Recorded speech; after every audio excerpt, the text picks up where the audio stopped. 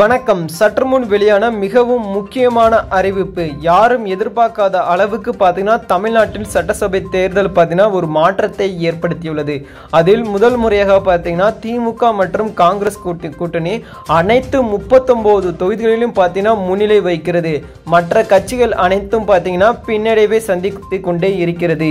அதனைத் தொடர்ந்து பார்த்தீங்கன்னா 39 தொகுதிகளிலுமே பார்த்தீங்கன்னா திமுக தொடர்ந்து முன்னிலை வைக்கும் நிலையில் திமுக 22லும் அதன் கூட்டணி கட்சிகளான காங்கிரஸ் 9லும் சிபிஐஎம் 2லும் சிபிஐ 2 தொகுதியிலும் விசிகே 2 தொகுதியிலும் ஐயுஎம்எல் 1 தொகுதியிலுமே எம்டிஎம்கே கட்சி பார்த்தீங்கன்னா 1 தொகுதியிலும் தொடர்ந்து முன்னிலை வைக்கிறது.